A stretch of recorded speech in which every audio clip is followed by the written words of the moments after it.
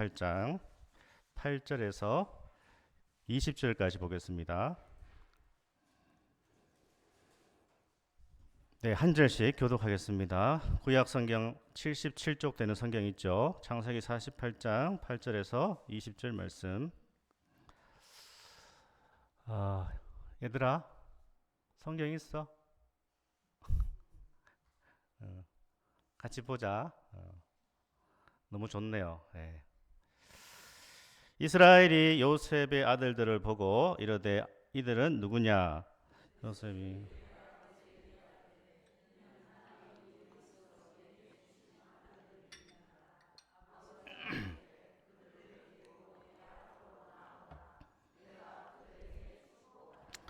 이스라엘의 눈이 나이로 말미암아 어두워서 보지 못하더라. 요셉이 두 아들을 이끌어 아버지 앞으로 나가니 이스라엘이 그들에게 입맞추고 그들을 안고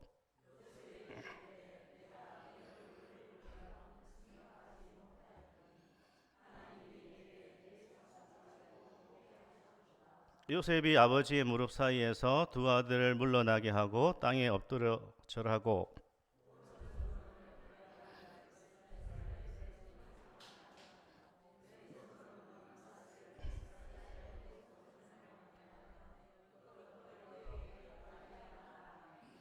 이스라엘이 오른손을 펴서 차남 에브라임의 머리에 얹고 왼손을 펴서 므낫세의 머리에 얹으니 므낫세는 장자라도 팔을 엇바꾸어 얹었더라.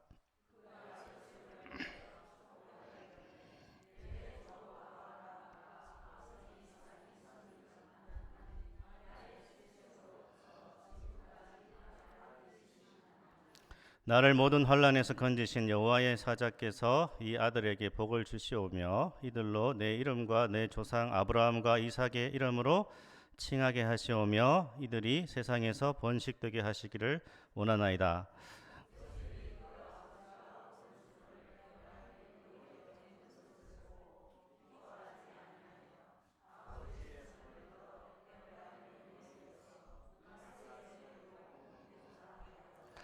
그의 아버지에게 이르되 아버지여 그리 마옵소서 이는 장자이니 오른손을 그의 머리에 얹으소서 하였으나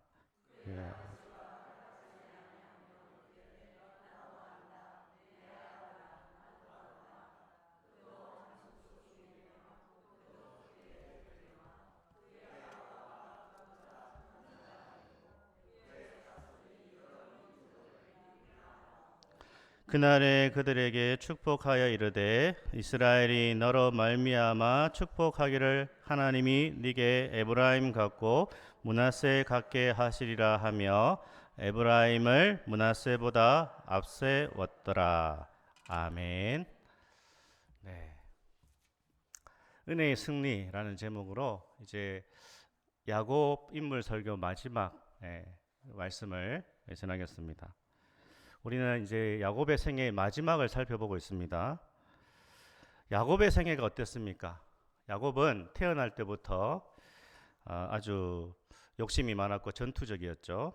그는 고집이 셌고요. 또 자기 생각으로만 살아왔던 인생 바로 야곱입니다.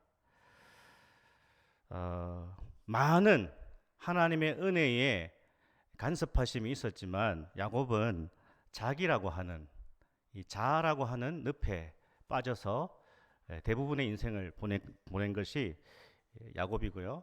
이 야곱은 자기라고 하는 이 자아라고 하는 그 늪에서 잘 빠져나오지 못했습니다. 하지만 하나님께서 그의 인생 전체를 통하여서 그를 추적하시고 기다려 주시고 함께 하시고 만들어 가심으로 야곱은 상당히 많이 변해 있었던 것이죠. 따라서 야곱의 인생은 청소년기보다 청년기, 청년기보다 장년기, 장년기보다 노년기가 더 은혜롭습니다. 더 좋습니다. 야곱은요, 점점 깊어지고 점점 은혜로워지고 있습니다. 물론 마지막까지 야곱이 완벽한 모습은 아니지만 그러나 상당히 변해 있는 야곱의 모습을 우리는 보게 됩니다. 야곱의 인생에서 가장 빛나는 시기가 언제인가라고 했을 때에 대부분의 사람들은 청년기라고 생각할 수 있지만 야곱의 인생에서 가장 빛나는 시기는 그의 노년이었다라는 것이죠. 우리 연세 드신 성도님들에게도 이 노년기가 내 인생의 황금기가 될 수 있기를 축복합니다. 아멘. 우리는 이 나이 들어간다는 것이 어떤가 생각해 볼 수 있습니다. 신체적으로 나이가 들어가면 육신적으로 약해지죠. 기억력이 감퇴하고요. 체력이 떨어집니다. 눈이 침침해지죠. 마음은 있지만 몸이 따라주지 않는, 그것이 바로 노년의 어떠한 우리의 현실이 아닌가 그렇게 여겨집니다. 이제 제가 우리 교회의 성도님들이 6, 70대도 많으셔서 이렇게 얘기하면 젊은 목사가 참 그렇다라고 생각하실 수 있지만 저도 이제 조금 나이가 들어가고 있습니다. 그래서 제가 이제는요 우리 아들한테 팔씨름을 하면 그냥 져버립니다. 예전에는 제가 무조건 이겼는데 작년까지만 해도 이제는 제가 이제 무조건 지고요. 심지어는 중학생 딸마저 도전을 합니다.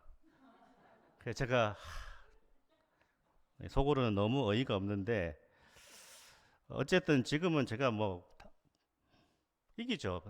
제가 그 정도로 이제 약해지면 너무 비참할 것 같은데 그런데 문제는 막 두 손으로 막 해가지고 저를 이기는데 사실 우리 딸이 가고 나면 팔이 우리하게 아픕니다.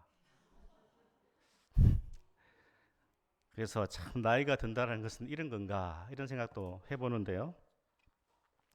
하지만 나이가 들어가면서 예전보다 좋은 것은 좀 더 마음의 여유가 생기고 또 이해력이나 또는 배려나 공감의 능력이 커가는 것이 나이 들매 은혜가 아닌가 그런 생각을 해봅니다.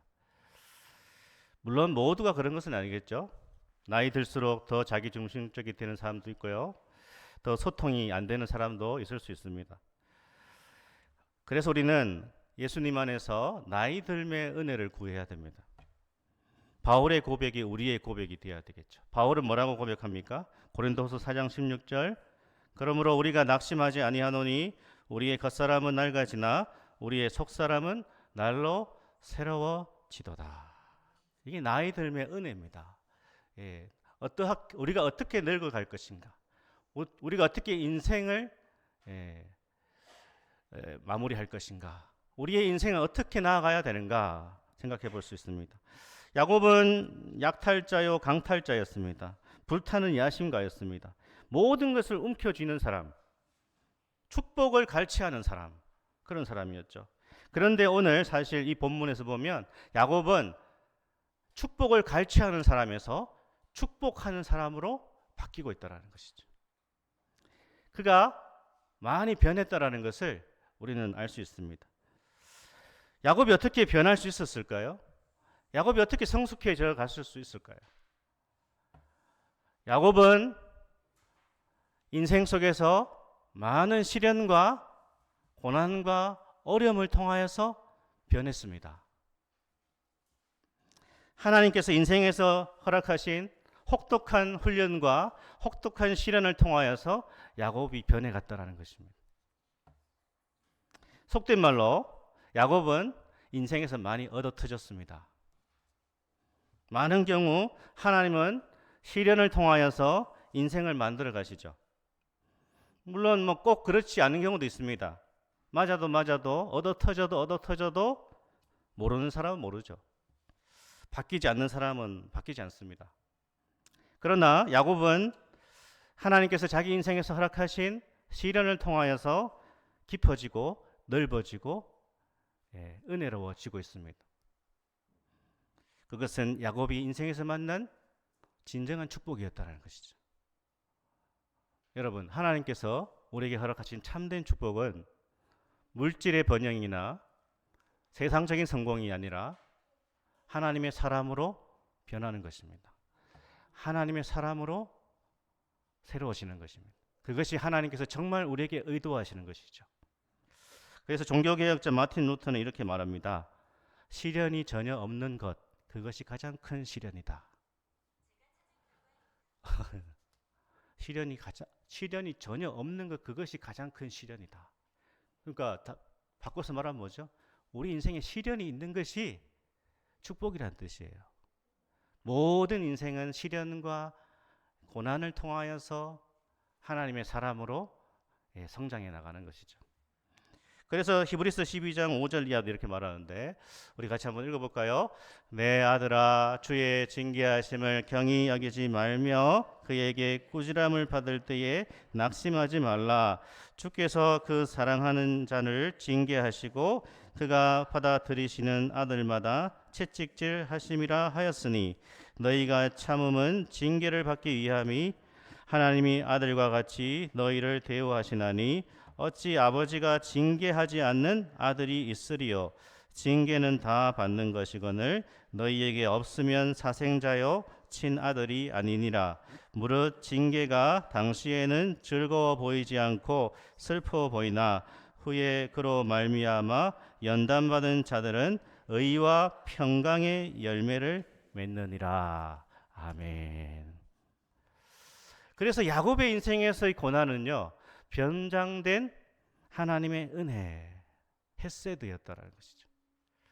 아버지와 형을 속인 야곱은 밧단 아람에서 20년의 세월을 보내면서 하나님의 연단을 받습니다. 세겜에서 비참한 일을 겪습니다. 하나님의 말씀을 따라 살지 않으므로 세겜에서 혹독한 시련을 야곱이 당합니다. 그것은 하나님의 말씀에 불순종하고 자신의 뜻을 계속 펼쳐나가다가 하나님이 그의 인생에서 찾아오신 시련의 결과였죠. 야곱은 사랑하는 사람들을 떠나보내면서 깊어지고 긍휼의 사람이 되어가는 것이죠.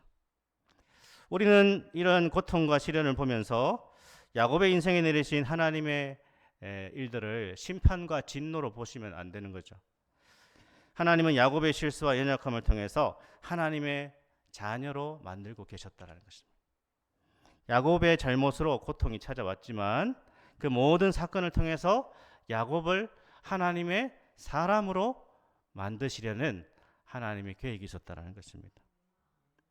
그렇죠. 다이아몬드는 이 수많은 수백 번의 이 재련 과정을 통하여서 아름다운 다이아몬드 반지, 보석이 되지 않습니까? 하나님은 우리 인생의 고난과 시련을 통해서 하나님의 사람이 되어가도록 만드시는 것이죠. 따라서 신자가 인생에서 경험하는 모든 시련과 고통은 변장된 은혜, 변장된 헤세드라고 그렇게 우리가 믿어야 되는 것이죠. 오늘 본문에서 야곱은요, 애굽에 내려와 있습니다. 그의 나이는 147세쯤 되었습니다. 야곱은 48장 10절에서 보여주는 것처럼 눈이 어두워졌습니다. 잘 볼 수 없는 그러한 상태죠. 노년이니까요. 이때 애굽에서 이제 총리가 된 요셉이 아버지 앞으로 자신의 두 아들 므낫세와 에브라임을 이제 데려옵니다. 할아버지 축복을 받기 위해서 이제 요셉이 자기의 두 아들을 데리고 있습니다. 이제 이 두 손주죠. 손주를 축복할 때에 먼저 야곱은 이렇게 고백을 하죠. 15절과 16절 말씀 오늘 한번 읽어볼까요? 그가 요셉을 위하여 축복하여 이르되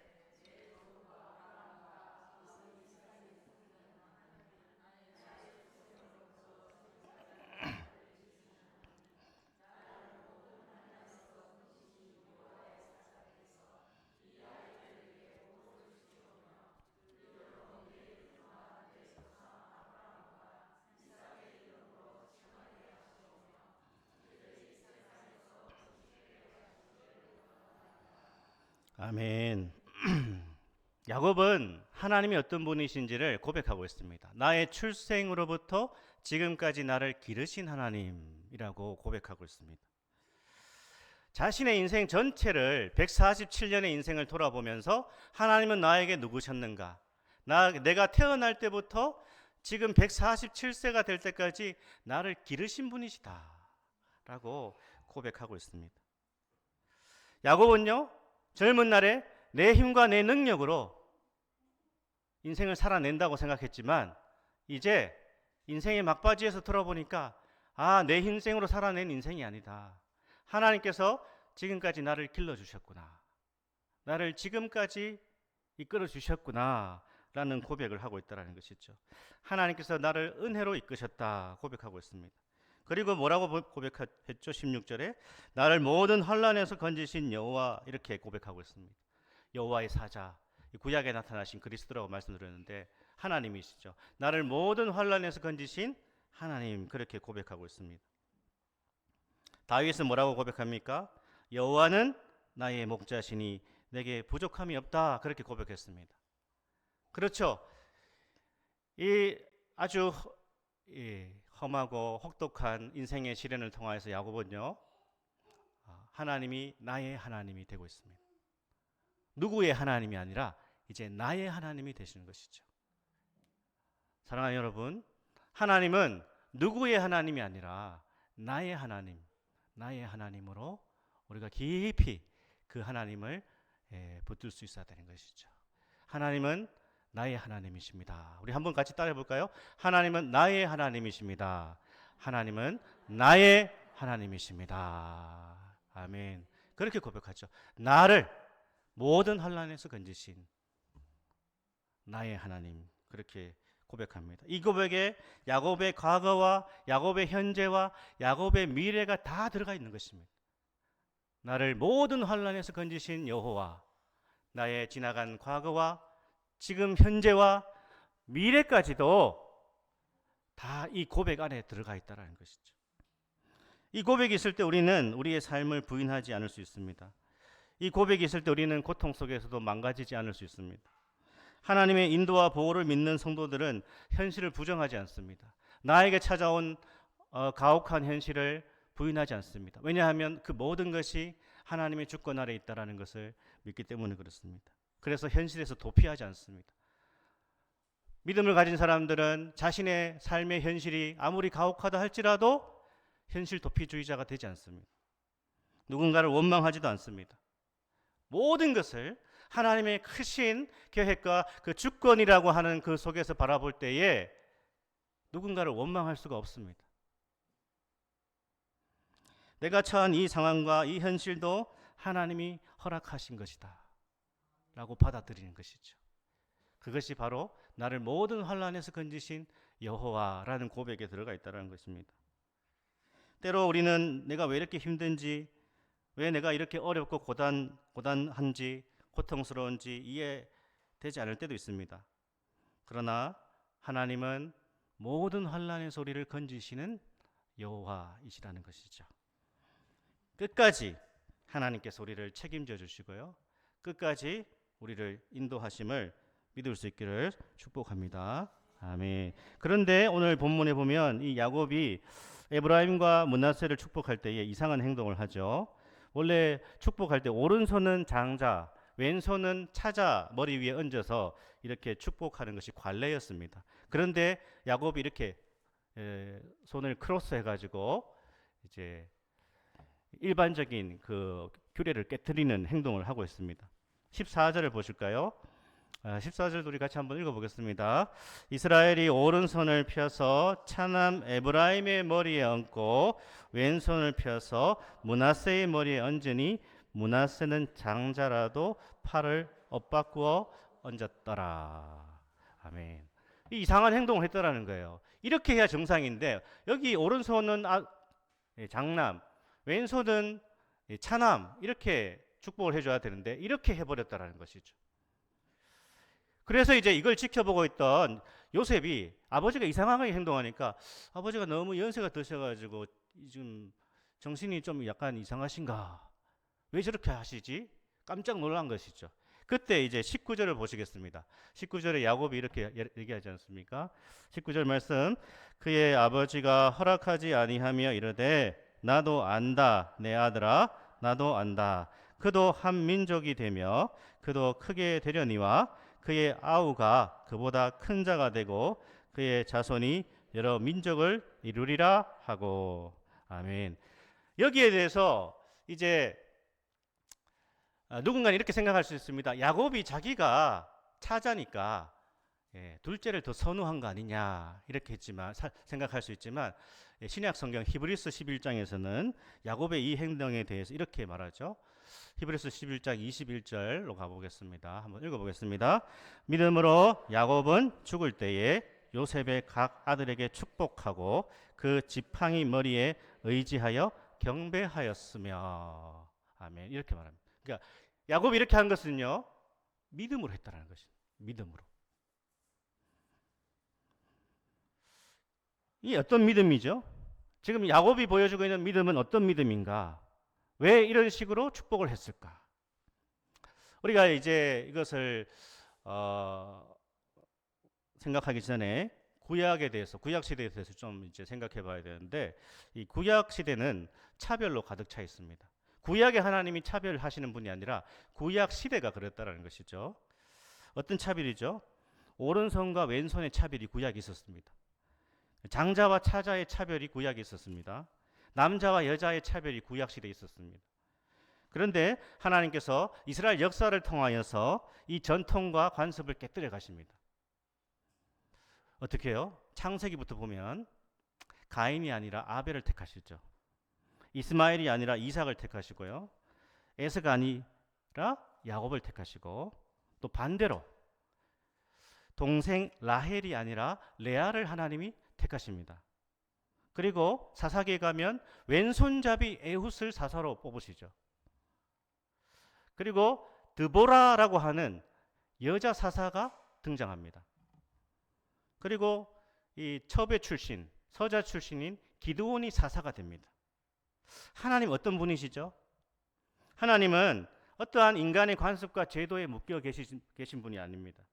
하나님은 긍휼과 자비가 풍성하시고요. 하나님의 눈은 항상 어디에 들어가 있는가, 어디에 주목해 있는가 하면 하나님은 차별받는 자, 소외된 자, 열등한 자, 주목받지 못한 자를 통해 자신의 성품을 드러내신다는 것입니다.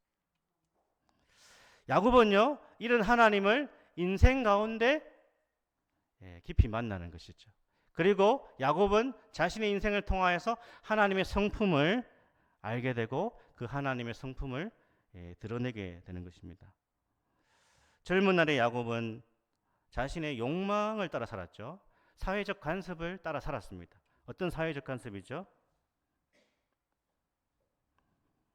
어떻게 해서든 내가 쟁취해야 되고 내가 성공해야 된다. 그리고 그 당시에 있었던 모든 그 사회적 간섭을 자기 인생의 어떠한 가치로 여기고 살았다는 것입니다. 하나님이 원하시는 삶보다는 자기가 원하는 삶을 추구했던 것이 바로 야곱의 젊은 날의 인생이었다는 거예요. 하지만 야곱은 이 전체 자신의 147년의 인생을 통하여서 하나님이 어떠한 분이신지를 알게 되었고 하나님의 성품을 드러내게 되는, 그러니까 그 하나님을 진정으로 알고 믿게 되었다는 것이죠. 그러면서 야곱의 관점이 바뀌었다는 거예요. 야곱의 인생관이 바뀌고 야곱의 가치와 야곱의 세계관이 바뀌기 시작했다는 것입니다. 그래서 참된 믿음은 그 사람을 바꾸어 놓는 힘이 있다는 거예요. 우리에게 구주 예수 그리스도를 믿는 믿음이 들어오면요, 그 사람의 삶이 변화되기 시작하는 겁니다.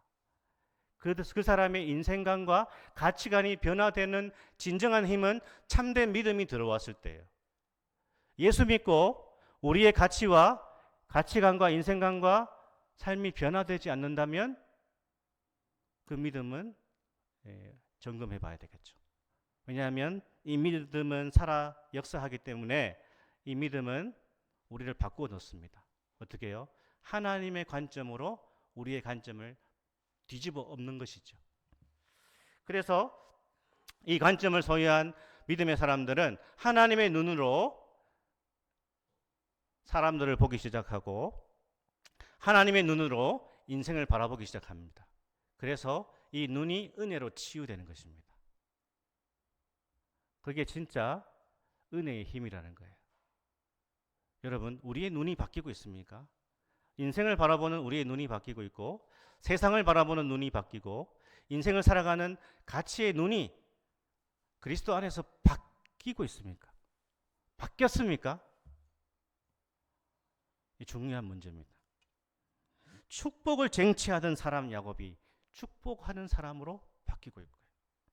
세상의 질서를 따라 세상의 것을 추구하던 그 야곱이 하나님의 질서를 따라 하나님의 질서 가운데 살아가는 모습으로 점점 변화된 것이죠.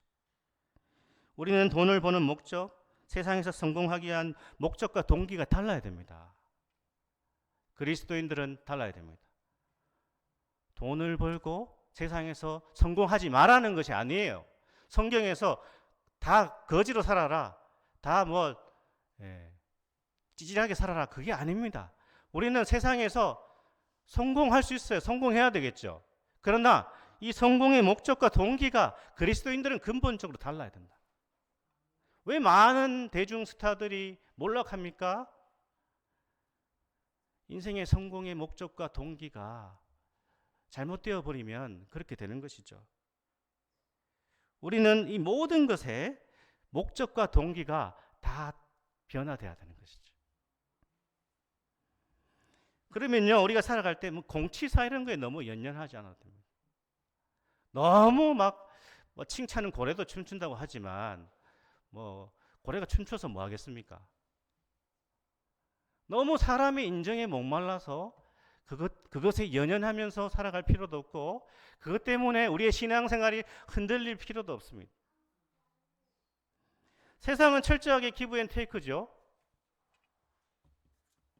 세상은 정말 공짜가 없습니다. 어디 공짜가 있습니까? 세상은 절대로 공짜가 없습니다. 심지어 배우자 사이에도 공짜가 없어요. 그런데 하나님 안에서 이 관점이 바뀌고 복음 안에서 우리의 삶이 바뀌면 달라지기 시작한다는 것입니다. 세상엔 공짜가 없고 세상은 다 조건적이지만 복음은 뭐죠? 우리가 조건 없이 하나님께 인정을 받았고 조건 없이 그분이 나를 사랑하셨다라고 하는 이것이 복음이고요. 이 복음을 따라간다는 건 뭡니까? 조건 없이 사람들을 대할 수 있다라는, 조건 없이 그 사람들을 품기 시작한다라는 거예요. 그게 복음의 젖은 마음이고 그게 복음을 따라 살아가는 겁니다. 세상은 그렇지 않아요. 세상은 힘이 있어야 되고요. 세상은 기브 앤 테이크잖아요. 그러나 교회도 기브 앤 테이크입니까? 모든 것이 다 인간적인 조건, 목사도 그렇고 중직자도 그렇고 성도들도 전부 다 우리가 하나님의 그 관점으로 우리의 모든 것이 바뀌어가기 시작해야 되는데, 여전히 우리는 예배당 안에서만 은혜로운 사람이고 집에 가거나 직장에서 사회 속에서는 눈이 다시 또 이렇게 확 바뀌어버리는 것이죠. 야곱은 은혜로 그의 눈이 치유되었습니다. 그래서 하나님의 성품을 드러냈다라는 것이죠. 우리가 여전히 세상의 가치와 세상의 방식을 따라 살아간다면 우리는 여전히 하나님이 누구신지를 잘 모르고 있을 수도 있습니다. 야곱은 비로소 알게 된 것이죠. 세상의 모든 관습과 질서에 갇혀 계신 하나님이 아니라는 것을요. 모든 것을 주관하시는 하나님, 자신의 성품을 따라 역사하시는 그 하나님을 인격적으로 그가 인생 속에서 혹독한 시련과 연단 속에서 비로소 알게 되었다는 것입니다. 인생이라고 하는 아주 길고 아주 큰 무대 속에서 야곱이 배웠다는 것이죠. 야곱은요, 비로소 147년의 인생을 통하여서 이 자라고 하는 이 감옥에서 풀려나기 시작한 것입니다. 여러분, 나에게 하나님이 어떤 분이십니까? 나에게 그 하나님이 기대하시는 것은 무엇입니까? 내가 나의 인생을 통해서 또 우리 진리로 교회를 통해서 하나님께서 무엇을 이루고자 하시는지를 깊이 한번 생각해 보셨으면 좋겠습니다. 하나님을 만난 것 때문에 내가 내 인생에서 무엇이 가능해지고 있는지, 그 전에는 불가능했던 것이 내가 그리스도 예수 안에 있으므로 무엇이 내 인생에서 가능해지고 있는지를 우리가 좀 생각해 봤으면 좋겠습니다. 누군가 이런 말을 하더라고요.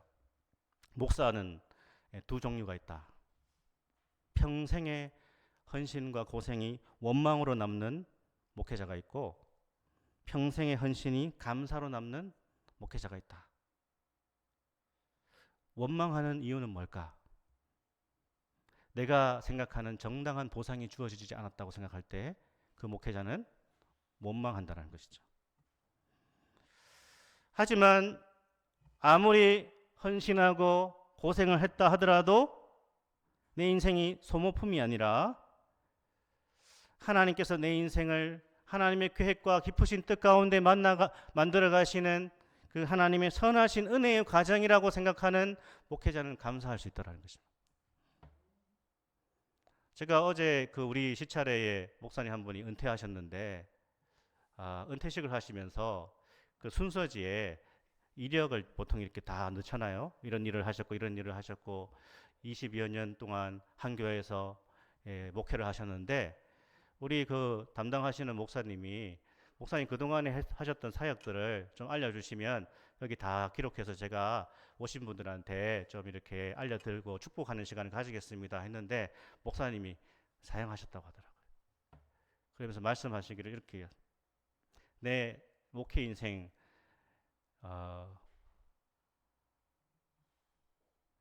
이 교회에서 25년인가 그렇게 지나왔는데 그 20년 넘는 인생 그냥 하나님의 은혜인데 내가 뭘 거기에다가 덧붙일 수 있어요. 저는 더 덧붙일 게 없습니다. 그냥 20여 년 동안 하나님의 은혜로 목회했습니다. 너무 참 멋지시더라고요.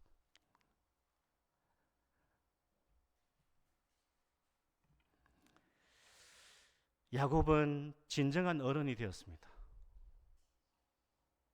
하나님이 그의 인생 속에서 그를 연단시키시고 변화시키시고 은혜로운 사람이 되게 하시고 깊은 사람이 되게 하시고 긍휼과 자비의 사람이 되도록 하나님께서 만들어 주셨습니다. 사랑하는 여러분, 야구에 보면 이런 상황이 있다고 합니다. 저도 야구를 그렇게 좋아하진 않지만 9회 말 투아웃 말루, 야구 좋아하시는 분들은 뭐 좀 아시죠? 3볼 2스트라이크 상황. 뭔 소리인지 모르시면 그냥 들으셔도 되고요. 어떻게 해야 될까요? 9회 말 투아웃, 말루, 3볼 2스트라이크. 야구를 어느 정도 뭐 아신다면 어떻게 해야 될까요? 야구 해설자가 이렇게 말한다고 합니다. 잘 보고 쳐야 됩니다. 그 누구나 할 수 있는 말이겠죠? 근데 저 타자가 삼진 아웃을 당했습니다. 그러면 뭐라고 합니까? 해설자가? 모르죠. 쳤어야죠. 이렇게 한답니다. 그런데 다 쳐야 되는 거 알죠? 근데 자기가 직접 그 타석에 9회 말로 투아웃, 3볼 2스트라이크 상황에 자기가 그 타석에 서보면 아무 소리도 안 들린다고 합니다. 홈런을 쳤다고 할지라도 내가 어떻게 홈런을 쳤는지 모르는 것이죠. 야구 선수는 삼진도 당해보고 병살타도 치고 또 치고 뭐 3루로 막 불이 나게 달리는 이 여러 경험을 통하여서 훌륭한 야구 선수가 되지 않습니까? 우리는 야곱의 인생은 믿음의 승리가 무엇인지를 보여주고 있다는 것입니다. 야곱의 승리는 하나님의 은혜의 승리가 무엇인지를 보여주고 있고요. 하나님의 헤세드의 승리가 무엇인지를 보여주고 있다는 것입니다. 우리는 은혜 안에서 늙어가야 되는 것입니다. 우리 인생은 잘 늙어야 됩니다.